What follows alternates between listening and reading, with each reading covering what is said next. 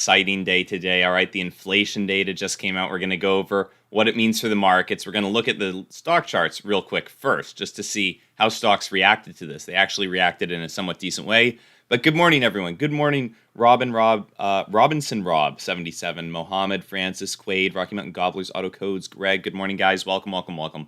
We've got a bunch of stuff to look at today, both including things from Russia and Ukraine, the U.S. economy, the Fed, inflation data, and a couple of other things related to crypto, and even what might be some of your favorite restaurant, Chipotle. So we've got some exciting stuff. Regardless, here we go. So the stock market overall, SPY, did end up moving up just a little bit on this inflation report. I just want to show you guys right here. When the data came out at 8:30, we actually spiked up. But overall, it was not enough to keep the market up. We had been downtrending during the after hours and pre-market, and we ended up continuing that. Now, this is likely on, once again, we're seeing some rising oil prices today. That's actually been good for stocks like CEI, which is rising, as opposed to the S&P, which is falling. And some bad news about the negotiations going on between Russia and Ukraine. We're going to get into that. But we will pull up the inflation data first, which we've got right here. Inflation rose 7.9% year over year this month, okay? More than expected, at least according to some analysts. Now, the February acceleration was the fastest on pace since early 1982. So big inflation, historically speaking. We've seen pretty high inflation as of late. And we'll actually pull up the investing.com data for it. You can see how the inflation has been ramping up and up and up month over month until we got to this 7.9% year over year. And it's likely going to get worse after this. I mean, next month could be pretty crazy with how expensive gas has gotten, all right? I don't believe this includes most of the gas data that we have probably being accounted for right now, right? Gas has gotten incredibly expensive. That's probably going to seep into some other areas of the economy. I would expect not only the actual reading for next month, but also the forecast to be pretty darn high. But we'll see in a month from now what actually ends up happening with that. But I'm expecting pretty high inflation coming after this. Now, the article that we actually just read off said that this was higher than expected inflation, and that's according to some economists surveyed by the Dow Jones, but investing.com actually had the forecast at 7.9% even yesterday when we were looking, so it was right in line with expectations according to investing.com, which is where I tend to get this info from, and you can see the month-over-month data right here, okay? So we are actually starting to ramp up inflation-wise again, all right? We were looking like we might be on the decline month over month, but we're actually starting to ramp up. It looks like prices are rising more and more as time goes on. Prices are rising faster, so scary stuff to see. And that's not the only news that we got coming out today. Also, we got some jobs data. We got some jobless claims. We got some jobless claims coming out, and they were pretty close to the forecast. They were slightly worse, right? We were expecting 217,000 new jobless claims. We actually got 227,000. So all in all, it could have been worse. We were pretty darn close to expectations, but it is a slight increase from what we saw last week.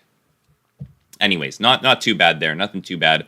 Nothing that should really be moving the market in a big way. But it's sad to see the inflation data did spike us up a little bit on the SPY and then continued to sink us down. Now, gold actually moved down as well, right? It moved down, it initially moved up a little bit, but now it's on the decline as well. So it looks like nothing is safe from these downturns that we're seeing right now. But, you know, something that you guys probably weren't aware of regarding yesterday in the stock market. Well, first of all, I'll show you guys the chart, and we can admire real quick just how green of a day yesterday was, right? We moved up massively in the after hours, up massively in the pre-market, and during the trading day as well. It was just like a straight line right there that we were moving up by until we eventually got into this 426 to 430 zone on SPY. We ended up sitting there for a little bit, and now we're getting plopped right out, right? We're moving down. But what you guys probably didn't realize about yesterday was that it was the S&P 500's best day in 21 months yesterday was. So crazy to see that yesterday. I mean, you guys probably didn't think much of it because we've had so many red days that it probably didn't seem like your portfolios were up that much. But if you guys are holding any SPY or any of the companies that are in SPY, it was the greenest day that we've had in 21 months. So crazy to see that the S&P was actually doing incredibly well yesterday. Now, most of that was on the news that Russia and Ukraine were going to be negotiating. People were excited that maybe that would mean there's an end to the conflict. However, that was not the case, right? Oil has actually rebounded as Russia and Ukraine talks fail, taking stock futures down as well. So that's what we're experiencing right now. And you can see that oil, yes, oil is on the rise. That's good for stocks like CEI. Okay, CEI is also on the rise alongside oil. You can see oil had been taking a massive hit while people were in anticipation of these Ukraine-Russia talks. And now that those have reportedly failed, oil's back on the rise and stocks are back on the way down. So it's not looking like a great situation, especially for people living in Ukraine, because these talks have failed with no progress on a ceasefire or safe passage for civilians. And there have been some atrocities as of late going on in Ukraine, not just the overall invasion, but some specific instances that we're going to talk about. Now, talks between Russia and Ukraine's foreign ministers in Turkey on Thursday appear to have ended in failure, with no progress made on establishing a ceasefire or safe passage for civilians trying to flee the besieged city of Mariupol. So Russia's going to keep holding those civilians there as hostages, essentially, and continue to shell the city, it looks like. And the discussions between Russia's foreign minister and Ukraine's foreign minister lasted only an hour and a half. So they were relatively short, all things considered. You'd have thought they'd like to talk for a little bit longer.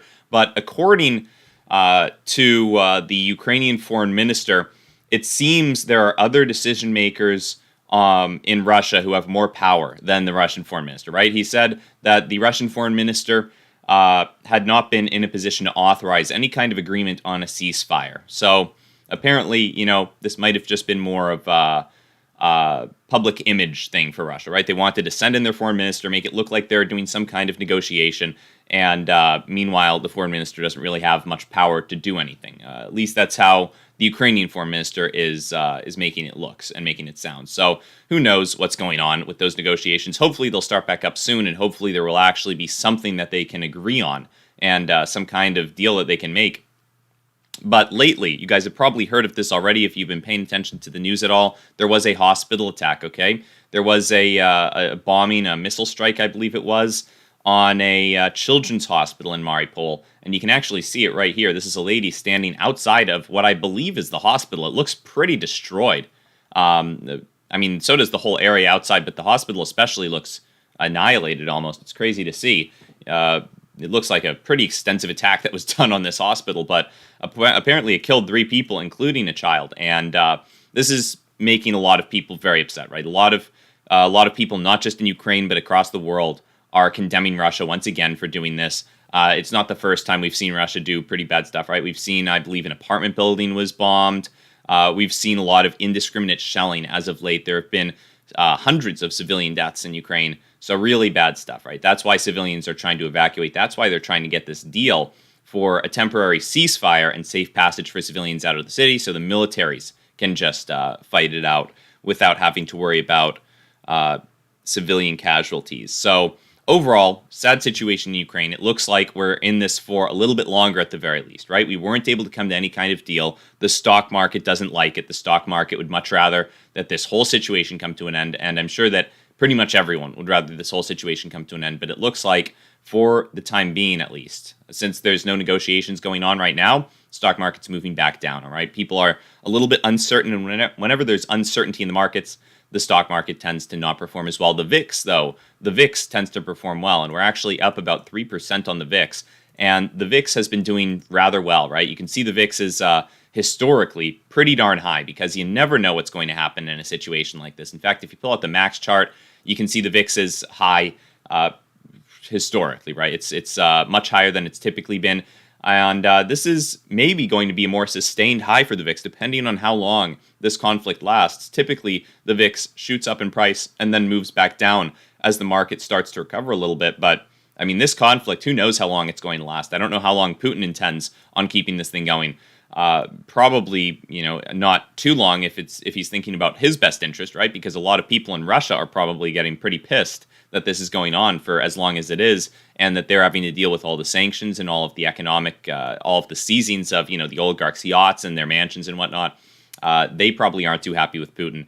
And, I've heard a lot of people say it, and it's something that I've thought as well. Kevin O'Leary even was saying it, that Putin might not be long for this world, right? He might get taken out. He might have a hunting accident or drink some tea that has something in it. Who knows what's going to go on with Putin, because a lot of people, both outside and inside of Russia, are pretty pissed with him right now. Nobody's too happy with Putin.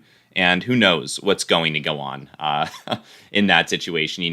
A lot of people would probably be happy to see it, and it would ease a lot of the tensions that the world is having, specifically regarding nuclear weapons. A lot of people are worried that there might be some use of nuclear weapons, that Putin might be a little bit mentally unstable. We've yet to see a nuke go off, very fortunately, but who knows what's going to go on there. Regardless of the situation in Ukraine, though, the European Union and the European central banks are making moves of their own, and it almost seems like they're ignoring what's going on in Ukraine, right? You would think that the European central banks would want to support the markets a little bit during this time, because their stock markets have not been performing very well due to their massive reliance on Russian oil and the threat that Russia might be taking that support away, that they might not be sending any more oil to Europe. We're going to see if that actually ends up happening. It hasn't happened yet. However, European Central Bank surprises markets with plan to wind down stimulus sooner than planned. So the European Central Bank on Thursday opted to keep interest rates steady, and is remaining cautious as it assesses the economic fallout from Russia's invasion of Ukraine. Now, we're going to look at a chart in just a minute of European stock index. Let's see it right here.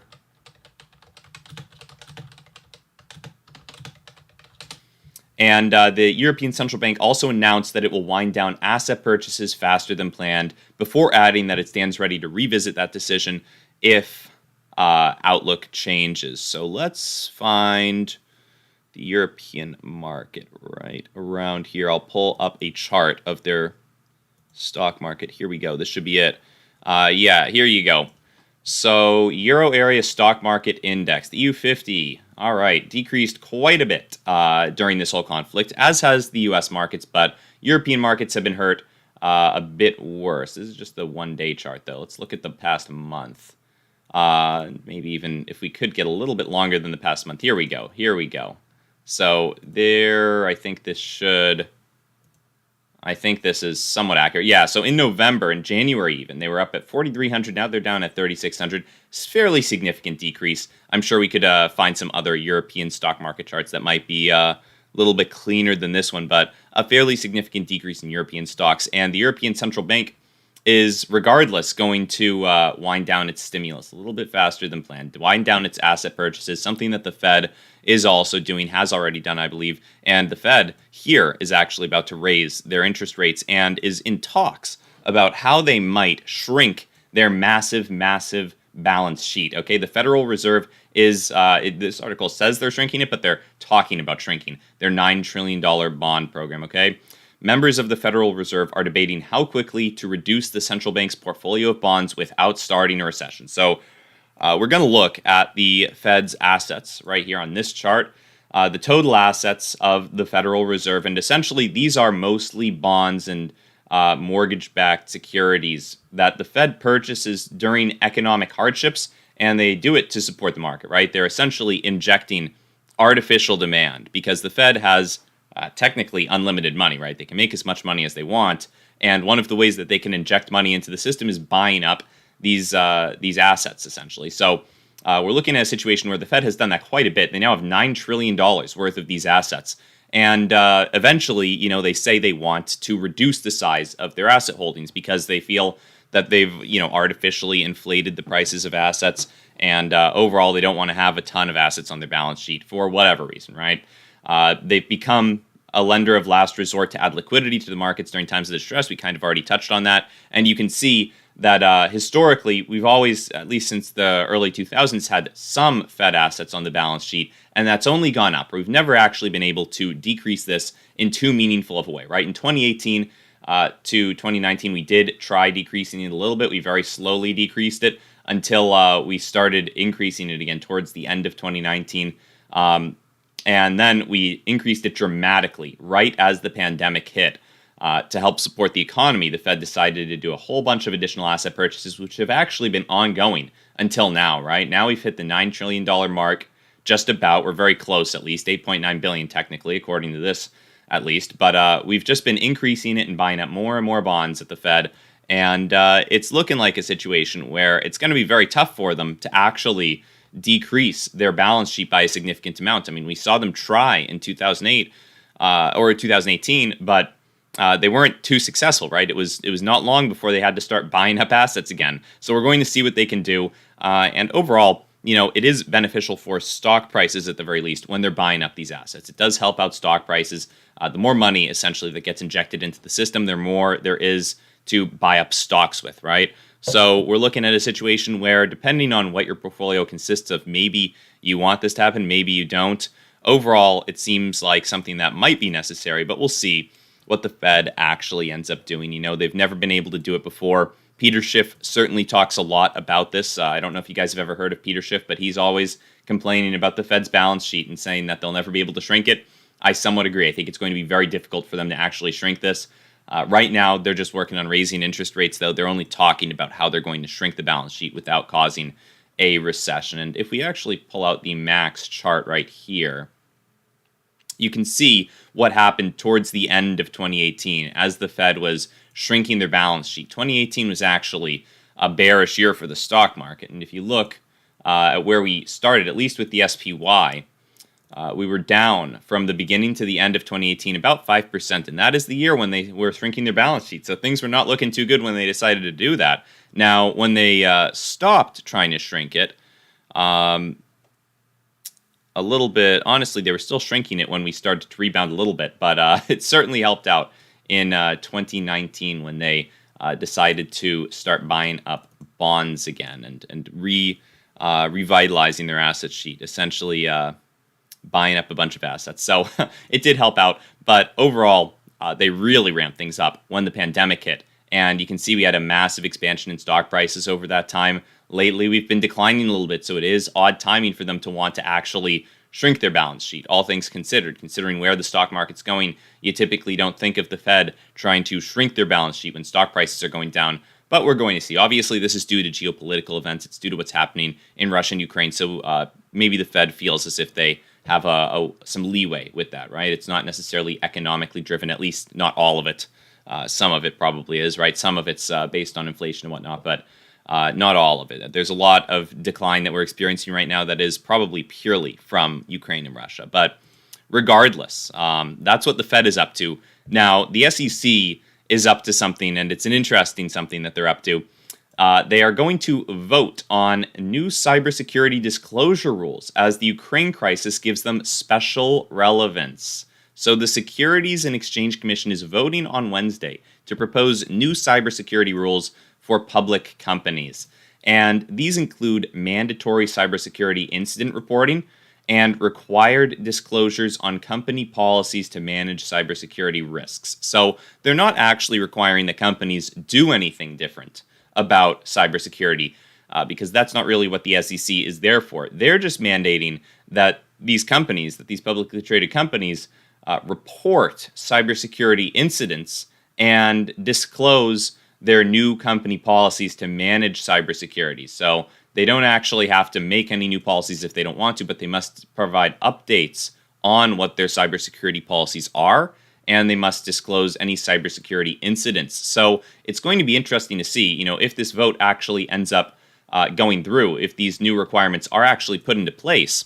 It'll be interesting to see what happens with stocks when we start getting these kinds of reports out. If stocks, if there's maybe a new pattern that we can start seeing in the stock market where there's a cybersecurity incident for a stock, they report it, the stock maybe crashes, and maybe then it rebounds over the next couple of days. Who knows what kind of patterns we're going to get based off of these cybersecurity reports, if there will be any at all. But it'll be interesting to see. It could be a benefit, actually, for companies, right? You could see a stock maybe pump on a day when they disclose new cybersecurity policies because people will view that as the stock becoming more secure, less risky. Maybe a stock will pump on these new reports. Who knows?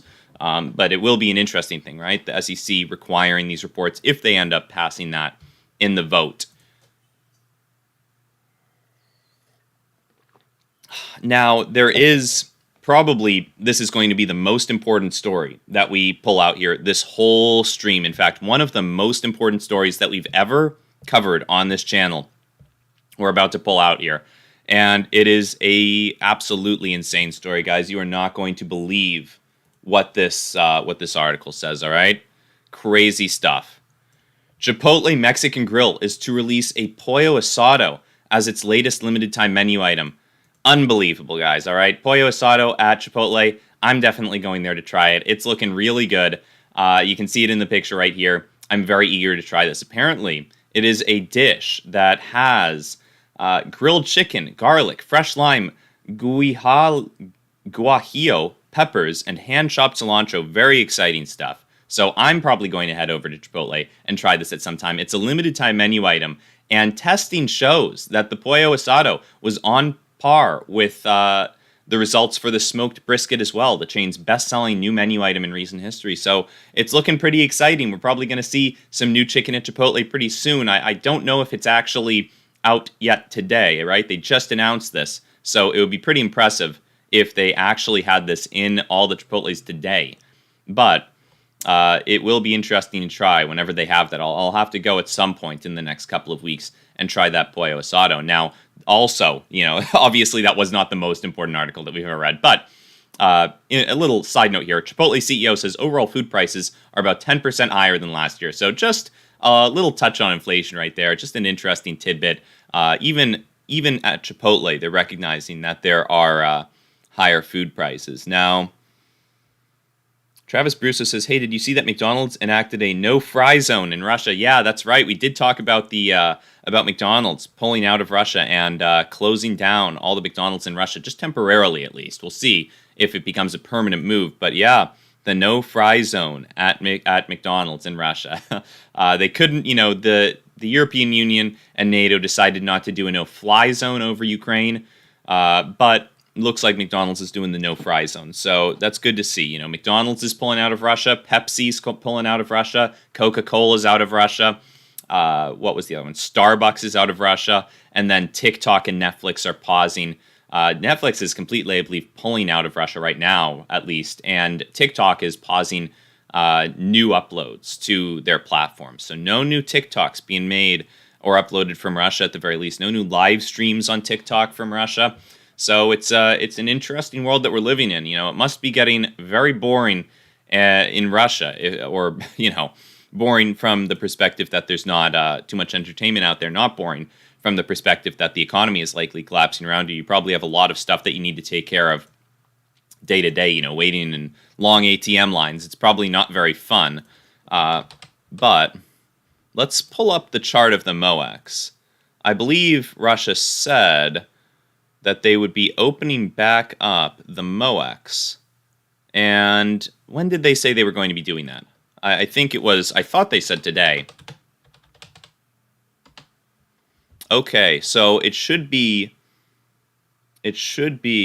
oh, look at this, a new story. Okay, Moscow Exchange won't resume stock trading on Thursday. So just so you guys know, the MOEX, the Russian stock, a Russian stock index, right? You can see it's declined dramatically due to this whole situation. And for the past week or so, it's actually been closed, right? Putin decided to close it down. He doesn't want Russians trading stocks or anyone selling stocks during this whole crisis. It would make him look kind of bad, right? It's a very obvious situation of what's going on, right? The stock market, you can't lie in the stock market. Well, you can, but it's very difficult to lie in the overall stock market, right? When there's this much fear out there, Russian stocks are probably going to be plummeting. But it has been paused here since the 25th of February. It's now the 10th of March. So the 25th of February was the last day that we actually saw the MOEX trading, Russia stock market trading. And supposedly, it was supposed to open back up today, but apparently it will not. The stock market will not resume trading on Thursday. So look at that. It will remain largely closed on Thursday, although a limited range of operations will be available, the central bank said in a statement. Okay. They said they would make a statement about future operations on the exchange before Friday. So we'll see what happens if they say something about when this thing might open up again. But it's a scary place to live, Russia, because you know what they can do? They can just shut down the stock market for a week. It's something that I don't believe we've seen that in the United States. We've seen it for a shorter period of time. We've seen them, halt trading on the stock market, but not for a week at a time. In fact, let me look that up. Let me see when the longest stock market halt was. Okay, so history of notable stock market halts and closures. So 1865, the New York Stock Exchange shut down after the assassination of Abraham Lincoln. a week-long break from trading due to that, and understandably so, right? When the president of the country is assassinated, understandable. Look at that. So back in the 1800s, we were closing the stock market all the time. 1873, September 20th, the exchange was closed for 10 days as a result of the dire situation of the Philadelphia banking firm known as J. Cook and Company going under. All right. 1914. Let's see. Whoa, World War I breaks out. The New York Stock Exchange is halted for 4 months. Look at that. I didn't know about that. That's crazy stuff. 1987. There was no halt on Black Monday. It's a day worth noting as it caused a 22% fallout in the market. So look at that. When you don't halt the market, it falls 22%. That's what we're learning here. So, okay. As time has gone on, it seems, right? Past 1914, it doesn't seem like there are too many prolonged halts of the stock market. As technology's gotten a little bit better, people are more actively managing their portfolios. It seems like people don't want the markets to be halted as much. It doesn't even look like there was a halt during World War II, at least not that's mentioned here. The latest one, okay, so 1997. Circuit breakers caused the shutting of the New York Stock Exchange floor, as well as the NASDAQ. The setup was for a 30-minute shutdown, a second trigger with an additional point, close the market for the day. Okay, so it looks like it closed for the day, potentially, 1997. The 9/11 attacks, okay, caused the markets to not open that Tuesday morning. And all right. And then 2008 was the last time we saw a New York Stock Exchange halted for big sell-offs. It's hard to forget the turmoil in the 2008 housing crisis. Although I believe we saw some halts during the pandemic. Yeah, okay. So obviously, it also mentions that we have seen some halts. All right. So during the pandemic crash, I believe we did see some stock market halts as well. But that's crazy. I mean, guys, think about that.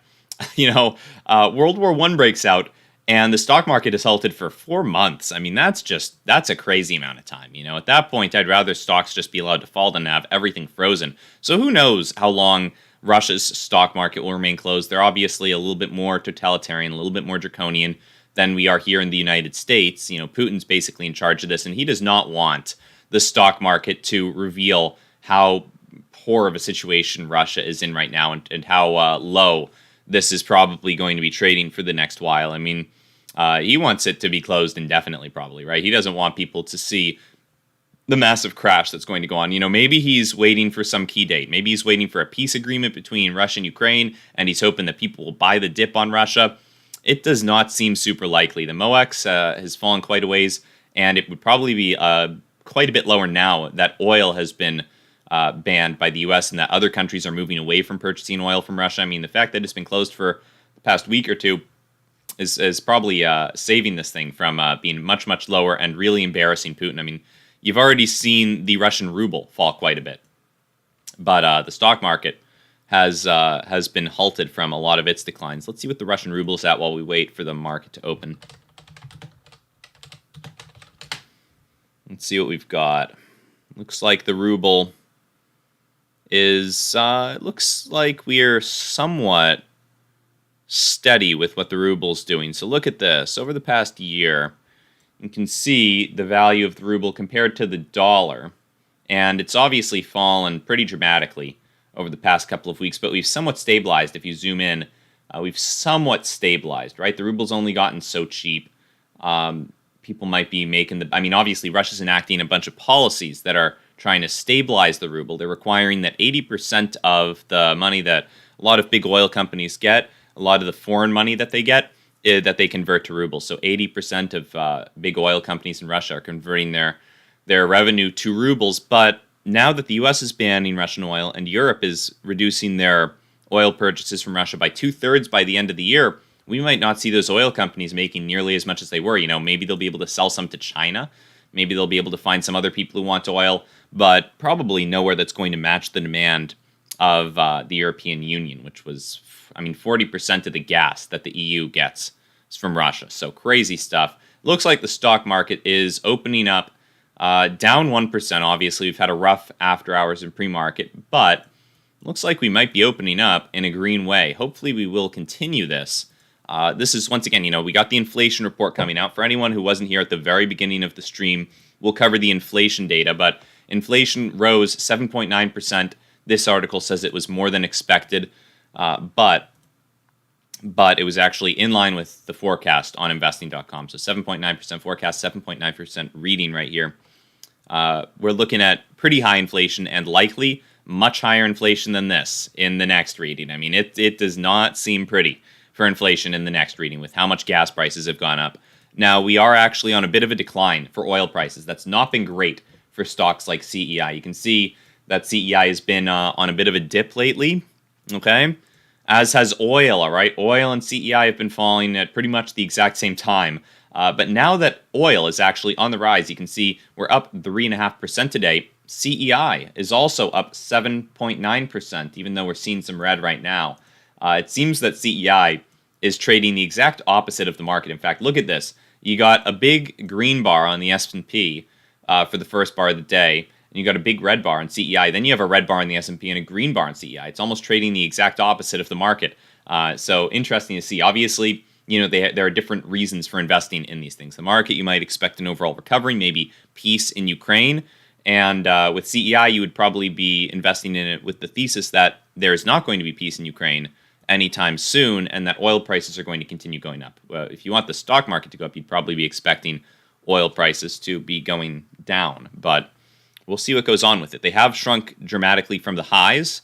I will pull back up this oil chart real quick. They have shrunk dramatically from the highs of around $129, just about at the highs per barrel of crude. But now we are on the rise again, so scary stuff. Will this be a short respite from the rising prices or a prolonged decrease? We've yet to see. It's not looking great with the way these Russian-Ukraine talks have failed, with no progress on a ceasefire. Now, I will say, here we go. So Ukraine has signaled that it's open to discussing Russia's demand of neutrality and is ready for a diplomatic solution to the conflict. However, it also said that it must be given security guarantees from its allies in the US and NATO and not just from Russia. In addition, this is one of the real areas where they're likely not to make progress too soon. Moscow has demanded that Ukraine acknowledges Crimea, which was annexed in 2014, as Russian territory and recognize the independence of the pro-Russian separatist republics of Donetsk and Lugansk in the Donbas region. So basically, there are two little separatist regions of Ukraine that Russia took over. They took them over initially. Let me pull up a map. And this is actually a typo. It's not Lugansk, it's Luhansk. So look at that. They had a little typo in the article. But let me pull up this right here. Okay, no, we don't want that. Let's find a better map of them. Yeah, this is it. Okay. So you can see Ukraine right here. This is a somewhat confusing map, honestly, just with how many little pop-ups they've got. But basically, Russia's this big gray area. Ukraine is right here. And these areas were part of Ukraine. Now, Russia's taken them over. So we'll see. We'll see what happens with Russia and Ukraine. And if Ukraine ends up being willing to give over these regions, that would be a good bargaining chip for them, right? They don't just want to go in to this thing and say, yeah, you can have whatever you want, because that's probably going to embolden Russia to ask for more than what Ukraine might be willing to give up. But we'll see. Michael says, why does Russia want Ukraine? Ask Elon Musk. Elon Musk to blame for the Ukraine conflict. I haven't heard of that. There is actually something that Elon Musk said, I believe it was on Twitter. And it's an interesting thought that he proposed. We're going to pull up Elon Musk real quick. Elon Musk. All right, so stocks are reacting well, it looks like. Meanwhile, okay. So Elon Musk on Twitter. Here we go. Liftoff. Another 48 Starlinks just reached orbit. He also said, hopefully it's now extremely obvious that Europe should restart dormant nuclear power stations and increase power output of existing ones. This is critical to national and international security. Also, nuclear is vastly better for global warming than burning hydrocarbons for energy. So, very bullish on nuclear power. I agree. I think nuclear power is probably a good way to go, as opposed to, being very reliant on oil and gas, but let's see. I don't know if he actually said it here. Okay, here we go. Here we go. So this is it. This is what Elon Musk said, and you guys are going to find this interesting. And I'm curious to see what you guys think about it. He said, Starlink has been told by some governments, not Ukraine, to block Russian news sources. We will not do so unless at gunpoint. Sorry to be a free speech absolutist. So this is in the wake of a lot of companies, censoring Russian media.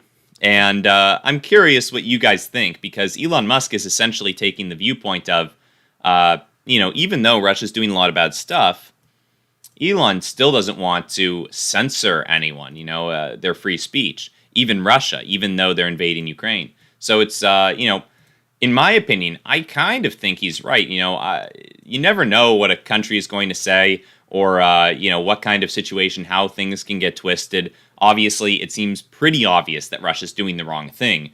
But you never know how people could twist the situation in the future, or how things could have been different, maybe in a different situation where, if Elon was willing to censor a country, that maybe he'd end up censoring the wrong side. You never know. I think he'd be censoring the right side if he were to, but I don't know if I agree with censorship. Elon Musk brings up an interesting point. So a lot of people have been obviously pulling their products from Russia, which makes some sense. But to actually, censor them, I'm not so sure. I tend to believe in free speech. Elon Musk does as well. And it's an interesting situation, wanting to show solidarity with Ukraine and to hurt Russia and show them that you think they're doing the wrong thing, but to also censor them. I don't know. Interesting stuff. So that was just something that Elon Musk had done, and something that I'd heard about, something that he said a couple of days ago that I wanted to bring up and see what people thought of. I think it's an interesting issue. I obviously, free speech advocate right here. So probably on Elon Musk's side with that one. Now, it looks like gold and silver are actually starting to recover. They were moving down. Gold was moving down right after this inflation report, but it looks like it started to recover right after we looked at it, right around 9:10. We started moving back up with gold. We're up 0.75% on gold and up 1% on silver. And it's looking pretty good as of late for gold and silver's prices. I mean, you look at the yearly chart, we're doing pretty good. We're doing pretty good. We had a little bit of a falling out over the past couple of days, but it looks like we're on the way back up. People are worried about inflation. They're worried about it big time, and gold prices are reflecting that. Now, I believe gold's spot price, it was absolutely over $2,000 at one point. But is it still over $2,000 right now? It's tough to say with the gold ETF, but yeah, look at that. It's sitting right around $2,000. So a bid of $2,005 and an ask of $2,006 per ounce of gold. Wow, wow, wow. Gold is above 2,000. We're going to see if this is the big run that a lot of people are talking about. A lot of gold bugs are often talking about the big run on gold that's going to happen at some point. It's going to run up massively. Peter Schiff was saying that it's going to meet the Dow at some point, right? That you're going to see the Dow move down massively and gold move up massively. We'll see if that's the case. I held a decent amount of gold stocks and silver stocks as well, because it's always good to hedge against what might happen. I think that we're probably going to be seeing pretty big inflation, and it would not surprise me in the slightest to see a lot of people moving into gold as that happens. We'll see if that's actually the case, though. Lately, gold has been doing quite well. But there are a bunch of ways that the world could move. And maybe some people end up being right. Maybe we end up moving into Bitcoin. Bitcoin's been doing pretty good as of late as well. You never know what people are actually going to do. So that's why I like to keep myself somewhat diversified, right? I don't like to make all-out bets on one thing. I wouldn't want to put all my money in gold. I wouldn't want to put it all in Bitcoin. I wouldn't want to put it all in a stock, especially an individual stock. I wouldn't even want it all in stocks individually, right? I like to hold a little bit of crypto, some gold, eventually some real estate. I think it's overall very easing for people's minds, right? It's a big relief when you're diversified, because then you're not nearly as worried as you are when you're all in one thing, especially, for anyone out there who's putting all their money into one stock. Scary, scary stuff, because any given stock, who knows what's going to happen. There could be a report about a specific company, a lawsuit that comes up. Who knows what's going to move an individual stock down in a big way. But if you're diversified, you have a little bit less to worry about. There's a little bit less risk of total failure, right? Where with one stock or even two stocks, say they go down 90%, well, you just lost 90% of your money. If you're diversified and everything goes down in a massive way, it's pretty much impossible for everything that you're holding to go down in a massive way if you're properly diversified, because you'd also have some cash in there, and you have to ask, what is it going down in terms of? But I'm a big fan of diversification. I think that's a really important thing. Not financial advice, but that's certainly how I like to do it. And a lot of people out there, especially with smaller accounts, it might not make as much sense for, right? If you have a really small account, maybe you can afford to take some extra risk, but overall, diversification, especially once you start getting into the larger account sizes, it starts to really put your mind at ease. You don't have to wake up worried every morning and hurriedly check your phone to make sure your portfolio hasn't decreased all that much. It tends to reduce the size of the fluctuations, but you still stand to get some pretty significant upside, right? If any one thing ends up pumping up in a big way, here's why. Diversification can still actually result in pretty big gains, right? Because at any point, one of your holdings, let's pull up a little chart for this, right? So at any point, this is going to be a very crude chart, but we'll do our best with this. I'm not a good drawer, guys, so forgive me for this, but here's what I think. All right, you got a stock market chart right here, and let's just pretend this is your overall portfolio that we're looking at. So if you have a bunch, or let's say you just have one holding, it goes down one day 90%, boom, your net worth drops down 90%. Nobody wants that, right? But if you have a diversified holding, say that one thing goes down 90%, but you have 10 different things that you're invested in, well, then you're down about 9%, right? You're down about 9% maybe. That's probably even a little bit more than what 9% down would be. So it's not nearly as sizable. Now, granted, it's not going to be as large gain-wise if that thing goes up. But the beautiful thing about stocks is they can only go from here down to nothing, right? They can only go down to nothing.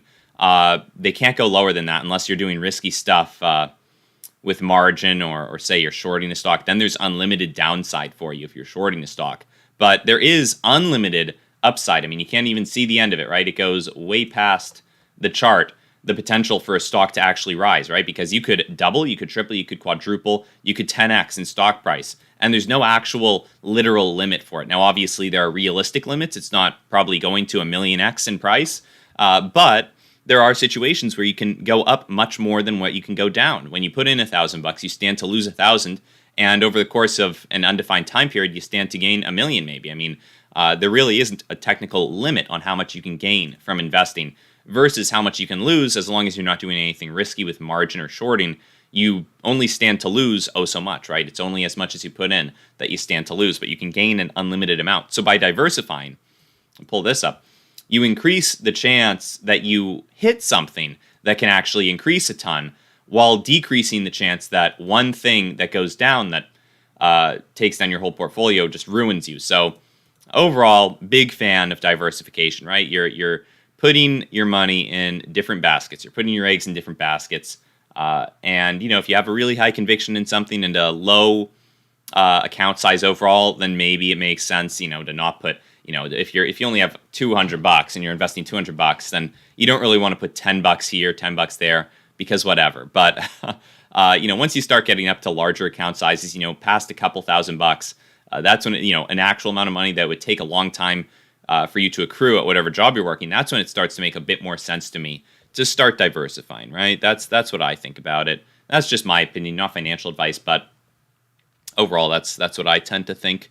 Diversification-wise, I think it makes a lot of sense to be a little bit less risky, especially as you start to get older. If you're saying 18-year-old and you're just messing around, your parents gave you, whatever they put in a savings account for you, your college fund, and you decide to just start putting it in the stock market, and it's $5,000 or whatever, then if you lose that, the lesson was probably more valuable than the actual money. But overall, once you start to get a little bit older, the money that you've got becomes a little bit more valuable because you've got less time to earn more.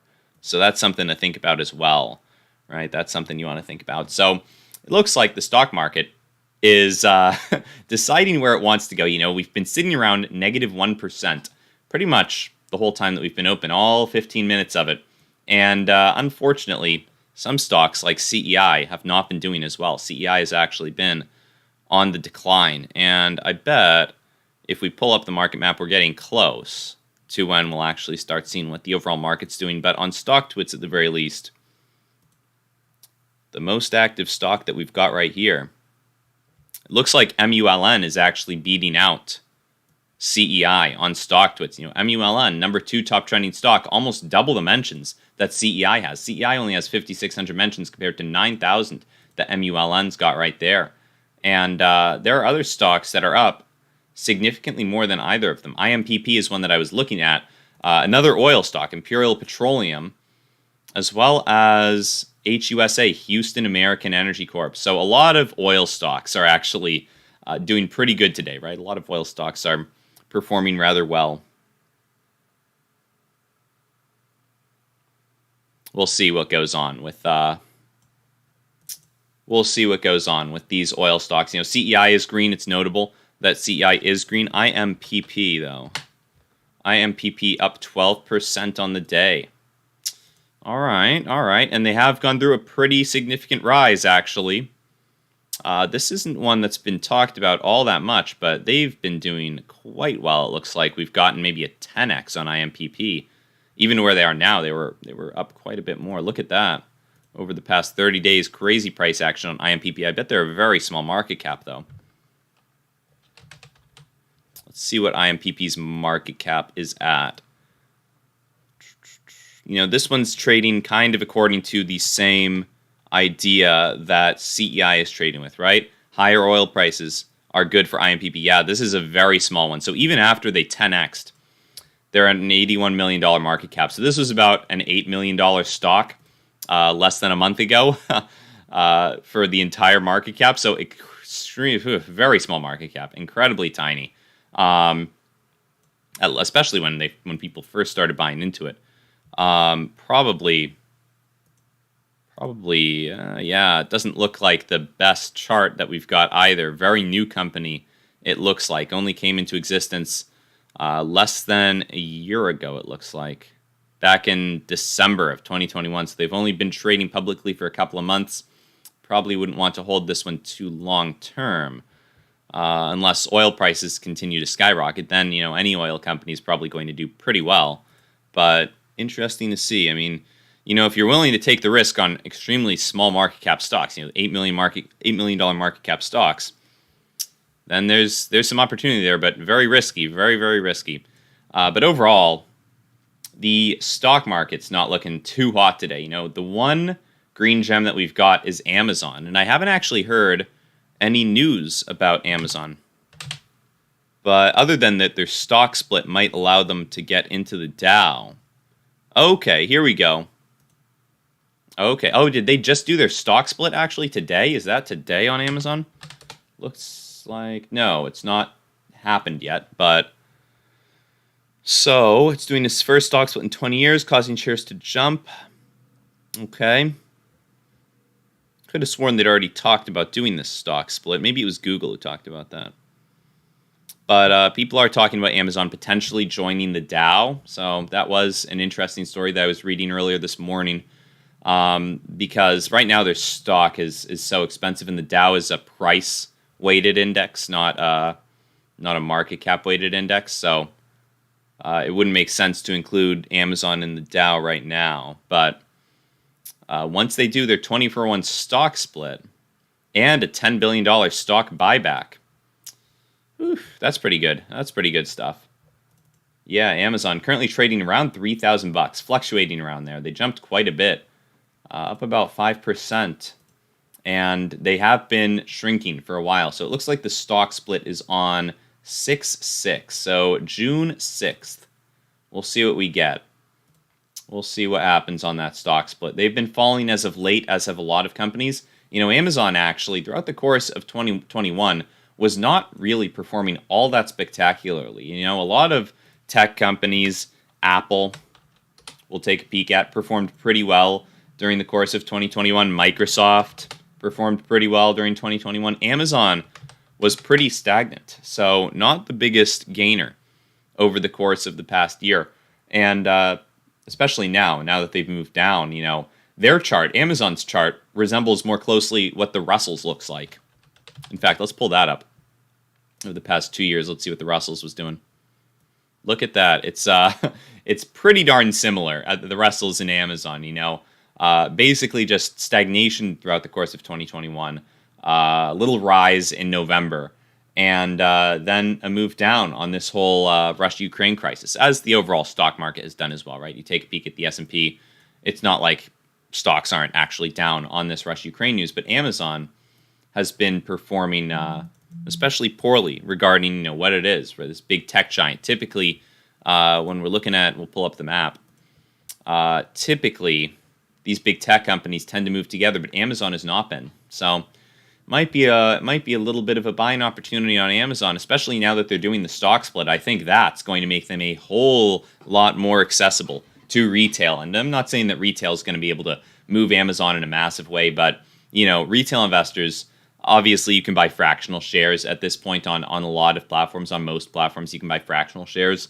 So it's not as big of a deal at this point, but still, there's something nice about buying up 2 or 3 shares of a stock or 10 shares of a stock instead of buying one massive $3,000 share. So I think this stock split is going to be very welcome. It's going to bring Amazon, if they remain at this price, to around $145 per share. So we'll see. We'll see if they remain at this price or if they move up in anticipation of the stock split. I think a lot of it depends on what goes on in Russia and Ukraine. If we do end up getting some kind of peaceful resolution to the situation, we'll probably be moving up, especially if oil prices start moving down. That would be very beneficial.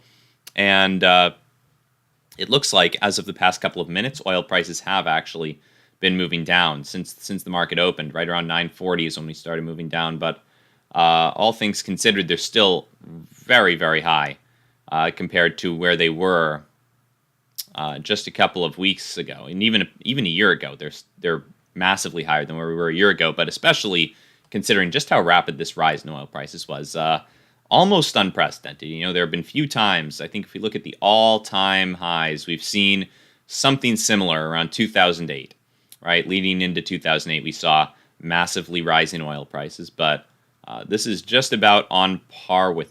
This is actually a faster rise. It looks like this is probably a faster rise. Yeah, throughout the course of the pandemic, it looks like we've just been on an upshoot ever since oil prices went negative.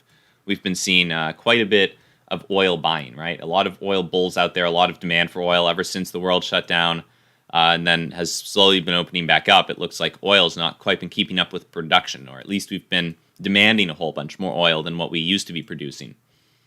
But overall, it's been very good for these oil companies. I mean, look at this chart right here, this market map. You can see the oil companies green today, and that's the one-day performance. But if you look at the 6-month performance, look at how green those oil companies are compared to the overall stock market. I mean, there are some stocks that were big hits, right? In the healthcare sector especially, it looks like, in aerospace, defense. A lot of stocks are big hits, but oil stocks, boy, oh boy, I mean, there's not a red one in there, right? There's not a red spot in the industry, at least according to the S&P 500's big oil stocks. But if you look at the full, it's not quite the same picture on the day performance. But over the past 6 months, I mean, oil's one of the best sectors, regardless of market cap. Looks like a lot of green in oil over the past 6 months. So crazy stuff. Oil's been doing incredibly well. And in this environment, at least, it looks like it's likely to continue doing pretty darn well. There aren't many sectors that have been as reliable as oil has been over the past 6 months, past year. Over the past year, other companies, look at this actually. This is interesting. So over the past year, we'll pull this up. You'll see what we're talking about with Amazon. Amazon is one of the few red ones that's down over the past year. Facebook also, so Meta is also down, obviously, on slowing user growth and maybe some new competition coming into the social media space. But a lot of these big tech companies, like I said, you look at the past year, their yearly performance, Google up 30%, NVIDIA up 80%, Microsoft up 25%, Apple up 35%, Tesla up almost 30%. And then there's Amazon down about 9%. So they've not been doing nearly as good as a lot of these big tech giants. And maybe that will change in 2022. Maybe they'll start making a comeback. I mean, they haven't become less desirable of a company. You know, I love Amazon. At least, you know, the service they provide. I certainly buy a lot of stuff off of them. But crazy stuff. I mean, Amazon's getting, it's looking pretty cheap. Well, let's check the price to earnings ratio, actually, before we start calling Amazon cheap. So, okay, Amazon, price to earnings of 45 just about. Then we're going to look at Microsoft. Let's see what Microsoft price to earnings is. 30. So Microsoft's actually cheaper on a price to earnings ratio. Look at that, Apple. Let's see what Apple's got. 26. Maybe Amazon deserves to be this cheap. Jeez. I mean, obviously, when we look at Tesla, it's going to be much, much higher. 171 price to earnings. But it's actually impressive how low Tesla's gotten this regarding where they were. At one point, I think they were near 1,000, if I'm not mistaken, 1,000 price to earnings ratio. So it was not looking good for Tesla at one point. Now they're really starting to come back into not necessarily a reasonable area, but something a whole lot more reasonable. NVIDIA, let's see. Now, the thing is, we're looking at these price earnings ratios, and this is coming after a big decline in stock price. I mean, you look at Amazon, we'll pull out the past year, which we've got right here. Amazon's down a bit, right? But Microsoft is also down from their highs, so they're down quite a bit as well. Potentially more than Amazon is down. So from their highs that they hit back in November at Microsoft, they're down about 18%, and Amazon is down from their highs back in, we'll do the November highs for the similar time frame. Oof. It's Amazon's down 22%. So no matter what way you look at it, it seems like Amazon has been hit hard. But at the same time, they still have got a pretty high price to earnings ratio regarding what these other tech stocks are doing. So interesting to see. It's always tough to say, how fast these companies are going to grow and whatnot. But at the very least, we might see some stock price appreciations with this stock split and a potential addition to the Dow. It could be good for Amazon. We'll see what that brings for them. But it's an interesting situation. You know, it's always fun looking at the big tech giants. And Bitcoin also. So Bitcoin, people were asking about what's going on with Bitcoin. We didn't quite touch on that yet. But Bitcoin is down. They're down on not too much news, right? They were up yesterday in a pretty big way. Let's pull up the story. They dropped below 40,000. Bitcoin did, almost wiping out gains from Biden's crypto executive order. So I don't believe there's too much of a fundamental reason for why crypto's been selling off. It looks like people just wanted to take some profits with Bitcoin. They just ended up selling a lot of their Bitcoin after the little executive order pump. Maybe people decided the news wasn't as bullish as people initially thought. Maybe people are anticipating that the crypto executive order is going to end up being bad for Bitcoin. They might decide that it's a worrying situation. You know, if too many federal agencies get involved in it and regulate it too heavily, maybe people aren't a fan of that. And also, you know, as part of the executive order, I don't know if it says so in this article, but it did. I don't know if we're going to find it here, but it did require that. I think it was that maybe it was the Fed, or at least some government agency, is going to start looking into what it would take to make a central bank cryptocurrency, central bank digital currency. And maybe people are viewing that as a threat to Bitcoin potentially. I mean, it obviously wouldn't be exactly what Bitcoin is, right? It would be probably a stable coin. It would just be the dollar digitally. But maybe people are viewing that as a bit of a threat to crypto. If there's one really big crypto out there, right? If it's the government crypto, people might be viewing that as a threat to the less centralized cryptos, right? Who knows? I'm obviously a fan of crypto for the reasons why I wouldn't want to buy a government crypto, right? It's decentralized. That's what I like. I don't like the government being in control of the money supply and whatnot. I'd rather have people able to exchange money freely as they wish. Obviously, that means that, you know, if this was the way the world worked, the government couldn't really impose sanctions on Russia. If Russia was doing what it is doing currently, they couldn't impose nearly as many sanctions. They could still probably do tariffs and whatnot, but they couldn't actually freeze Russian bank accounts. if Russia's money was just crypto, if the Russian oligarchs were just using cryptos. At some point in the future, that might be the case. Maybe we're mostly using cryptos that are decentralized in the future, and then it's going to give the government far less control compared to what they currently have. So it will be an interesting world if we do end up moving in that direction. It's a direction that I hope we move in. But at the same time, when countries do bad stuff, it'll give the government a little bit less less option in terms of what they can do to punish those countries. So it's an interesting circumstance to think about. But overall, I would much rather not have the government be in as strict control of crypto as they currently are. So it is 10 o'clock today, and that is the time. That's the time to end the stream. So 10 o'clock, thank you guys for joining. Once again, if you're new, we do these streams every morning at 9, so feel free to join us for those. Feel free to hit the like button on your way out if you want. That would be much appreciated. We currently got about 100 viewers and 47 likes. And on Rumble, feel free to hit the like button as well. Feel free to join the Rumble Locals channel. Top link in the description. Anyone who wants to do that, it's much appreciated. And it's free. It's free for anyone who wants to see the Locals channel. There's actually an interesting chart I'll bring up real quick before we end the stream that we just posted to the Locals channel. For anyone who's still sticking around, who's still curious, we just posted this chart right here to the Locals account. We post pretty much every day. It's a chart of the price-earnings ratios of S&P 500 small caps. We've gotten pretty darn low. Typically, we don't remain at these levels for any serious amount of time. The only times that we really are even this low S&P 600 small cap-wise price-earnings ratios are during recessions or big corrections in the market. So typically, we would expect to see from this chart prices moving up a while in a little bit. And keep in mind, guys, these aren't even the smallest of the smallest market cap stocks, right? The S&P 600 index is not the small cap growth stocks that we're talking about. They're still around $1 billion market cap or more, typically. So that's on the Locals account. That's on the Locals channel. Anyone who wants to join that, it's free. We post this stuff for free. And then anyone who wants to can choose to support it if they wish, but not required. So other than that, guys, we're ending the stream here, 10:02. We'll see you tomorrow. Tomorrow, last day of the week. Going to be a crazy day, most likely, right? With all this stuff going on in Ukraine and Russia, you never know what's going to happen. So thank you guys for joining. Keep in mind every day at 9 that we're here, in case you're new. So other than that, guys, have a great rest of your day. Bye.